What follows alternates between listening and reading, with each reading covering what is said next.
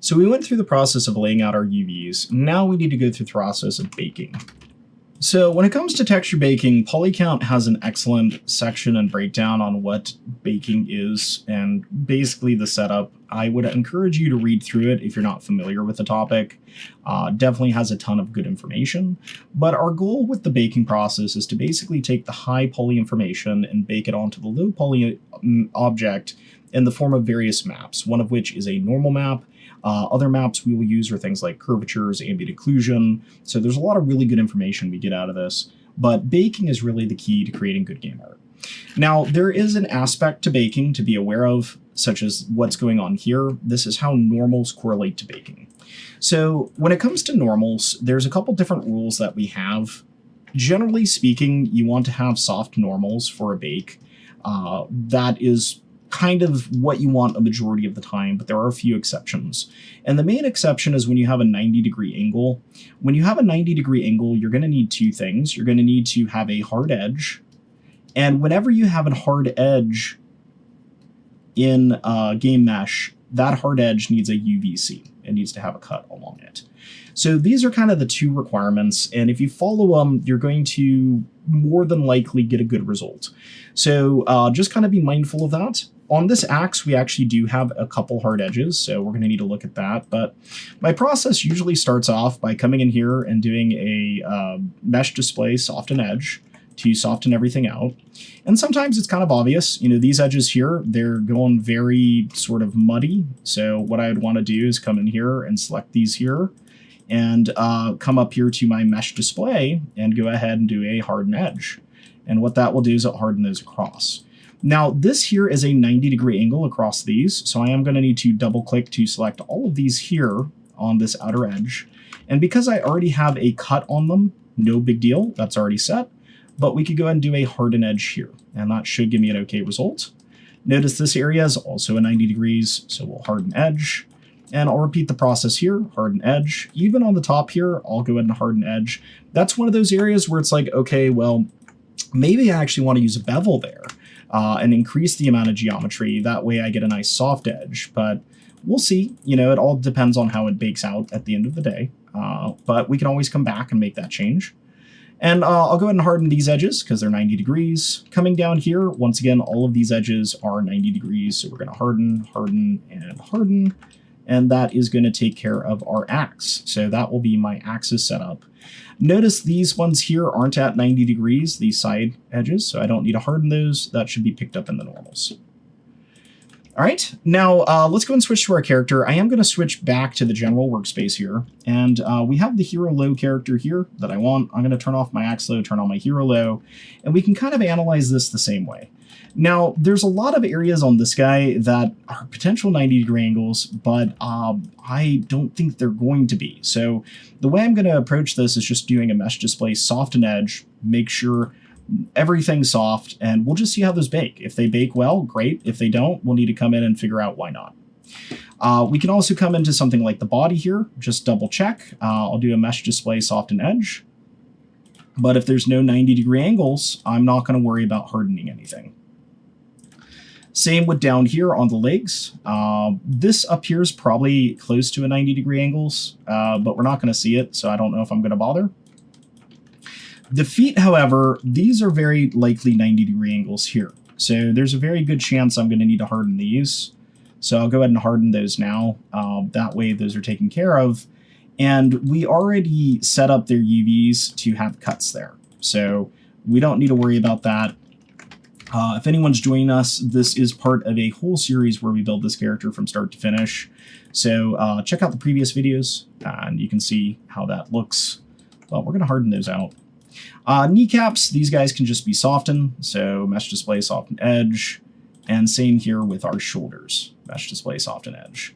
And now this character should be good to bake. Now there's a couple different things I'm going to do though. I'm going to kind of just rearrange things a little bit here. So for example, for the axe low and the axe high, I do want to kind of move these off to the side so we can texture these together. And we can always move them back to 0, 0 later, but basically move them to the side here. So that way we can see it next to the character and we don't have to have those overlap. Notice I moved the high with it because these need to overlap. All right. And then we have our hero high and our hero low here. We can go ahead and start doing the bake test.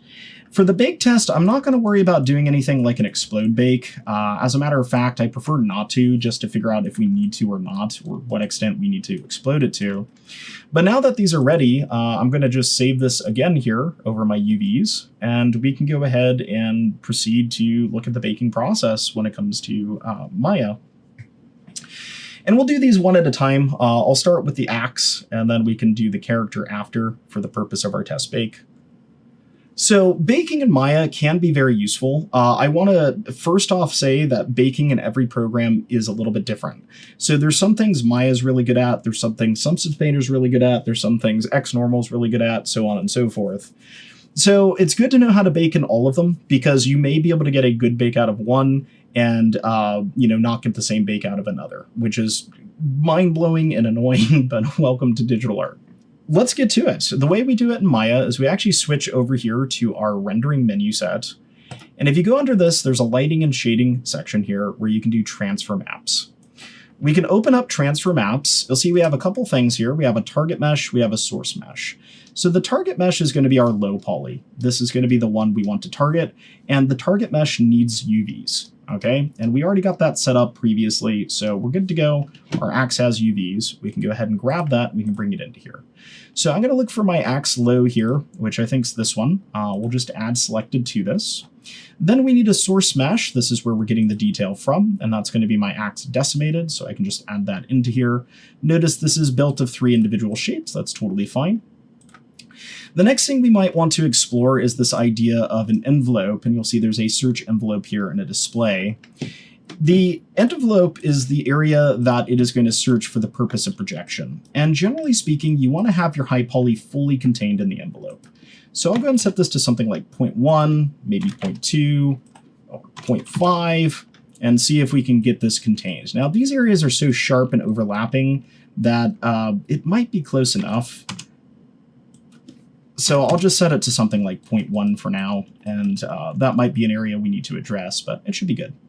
Now down here we can select what we want to output. In this case I'm going to do a normal map.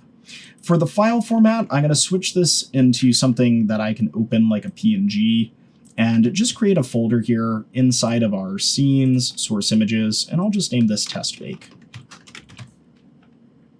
And we'll open that up, and then we'll just save this as axe test, and save. Now down here under the common output, we need to adjust various things like the map width and height. For this, I'll go ahead and set it to maybe 512 by 512. You want something large enough that you can see, but small enough that it's not going to take forever when you're doing a test bake.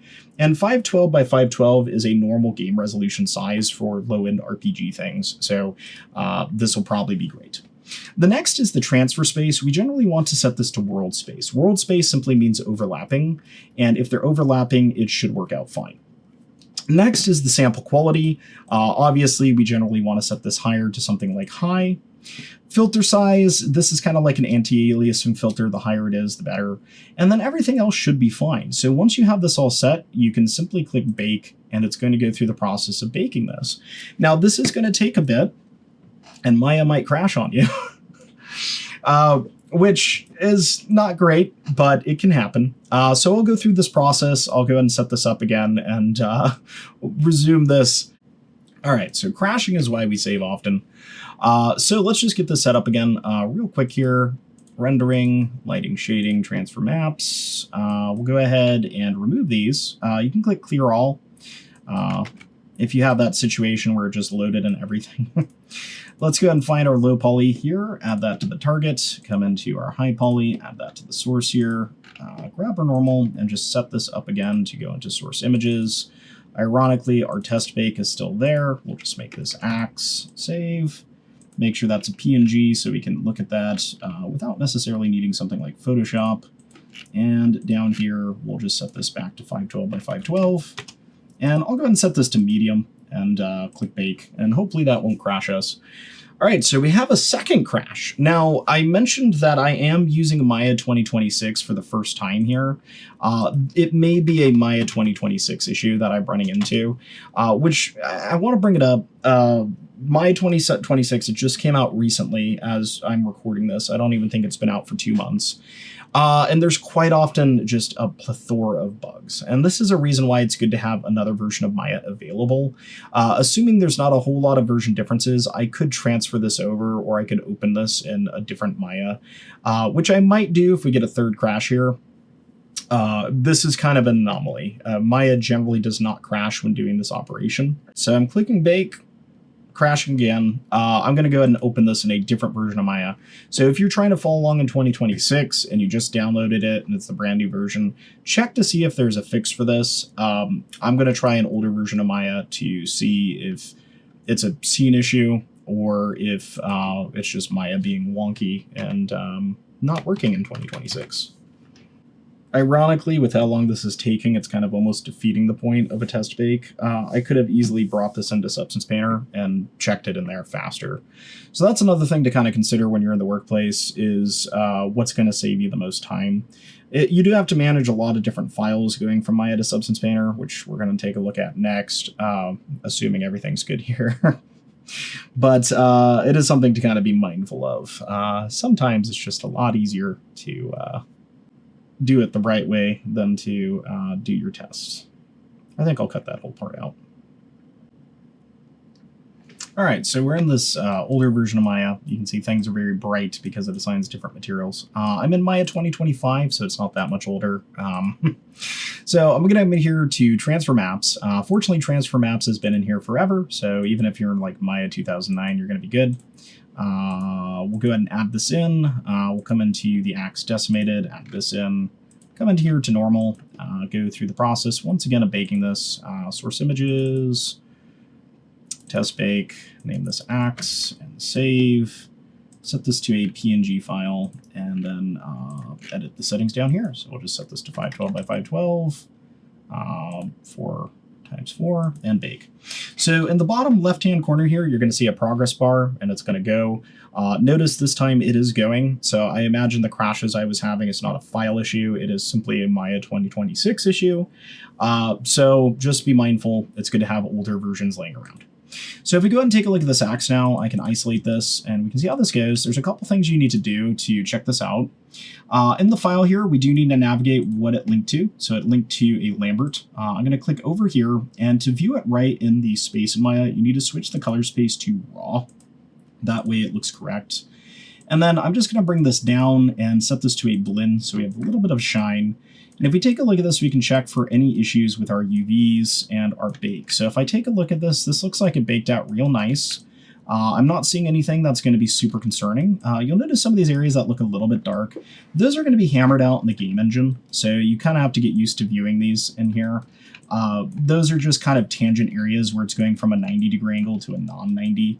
And Maya's not really great at representing those in its viewport, but it will look fine in game engine. So this baked out beautifully. I can sign off on this and say, hey, this is going to be good. It's going to be usable. Very nice. Now let's try this out with the character. The character is going to be a bit more wild here. We're going to do a similar thing. We can just click clear all to clear out what we have. I need to find my hero low poly here, so I'll go ahead and add this. And I noticed I named it wrong. It's herp low poly, and apparently my high poly is her. But let's go ahead and get that guy in there, and then we can go to the hero high here. We can turn him on and just find out where he's at. So it looks like he's the hero decimated here. I'll just add that in as the source mesh. We'll add selected here.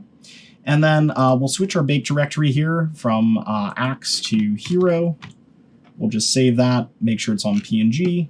We can stick to 512 by 512 for this. That should be high enough to check any issues, and simply click bake. So this one's going to take quite a bit longer because there's more polygons, there's more shells, but it's going to let us know, any areas that are super problematic. And the main things I'm checking for here is honestly the hard and soft and normals. Those will be abundantly obvious if there's an issue. Other things is just UV shells if there's going to be too much stretching or compression, as well as any cavity areas anywhere you're going to have problems. Now, we are going to have some issues on this mesh because there's overlapping geometry, and explode bakes are going to fix that. So just kind of be aware of that. We'll talk about that when we do our prep for Substance Painter. So I'm going to turn off the hero high here. Let's come into this guy's shader now. It should be using the same one. We're going to use a blend, hit the over hero, set this to a utility raw. And just like we did before, darken this down a smidge. And we can look through this. So if I go ahead and isolate the individual chunks, you can see that weird black area. That's being caused by overlapping UVs. One area that stands out here, though, is this belt line. Now, that belt line can be caused by two things. It could be because we have straight UVs without a hardened edge. It could also be because our projection area is not that great. The belt buckle is holding up nicely, even though we don't have 90-degree angles. But notice this bottom area. That's an area where it's like, okay, well, we might need to put a hard edge there and cut it out. Legs, take a look at the legs. These are because the projection area is not good enough, so I think we're going to need to push that out. 90-degree angles looking good there. Hands came out real nice. Once again, that area might need some love. And the helmet looks good. Nothing looks alarming here. One area I am noticing is there is a bit of these lines in this bake here that could be problematic. Now, we're going to do one more test bake here. If I go into my transfer maps, these should all be the same. But what I'm going to do is take these and look at the envelope for these. And the envelope is the search area between this and the high poly. And it looks like, did I not get my kneecaps in here? Let me make sure those are in here. Well, there we go. So that's going to get that in there. Our source mesh is already plugged in. We want to look at how this is going outside of the source mesh, the hero high. So you'll notice most of that's inside. So what I might do is just slam all of these to 1 for now. That will solve for a lot of the issues we're having. Notice we actually need to go a bit higher. So I might even go as far as setting this to something like 2 or even 3 for some of these, like the boots. To make sure the search area is going to be correct. Now, the downside is when we do this in Substance, it is going to use essentially a uniform search area for all of this. Inside of Maya here, this is going to cause a lot of problems. But let's go ahead and apply. I mainly am curious how it's going to affect the belt. We can click Bake here, and we can check that out. So we'll deal with this when we get there. As long as we're not getting an issue with the belt here, we don't need to worry about hardening and softening edges necessarily. And it could be, you know, in the case of the belt, we just merge it back with the main body as well. All right, so with a larger search area, hopefully that gave me what I'm looking for here. We can go ahead and come in and adjust this real quick. Once again, I'm going to swap that to a blend, make it a smidge darker, and just set this over here to a raw input. And you'll see now that cleared up the issue with the belt buckle, cleared up the issue with the belt. So that lets me know that those were not problems with my, you know, my UVs or my edges softened or hardened. It's just an issue with the projection. All these dark areas you can see, that's because we didn't explode bake, so it's calculating it all as one shape. But that lets me know we're good. We can move forward with this and not have to worry. So what we're going to do next is prep this to go into Substance Painter. I'll go back to 2026 for that, since we did our test bakes. We can always plug these back in here. But that looks like it's going to bake out nicely. And just remember, we're looking at our low poly game mesh right here. And if I were to throw on the axe here together, you know, that's how these are going to look as a game mesh on our low poly. So we've successfully transferred that detail. That was our ultimate goal here. All right, so let's get these prepped to go into Substance Painter, but that's going to conclude our UV exploration here with our test bake, just to make sure that we're not going to get anything weird and that the normals are set up correctly. Be sure to like and subscribe so you can catch the next video in the series when it goes live.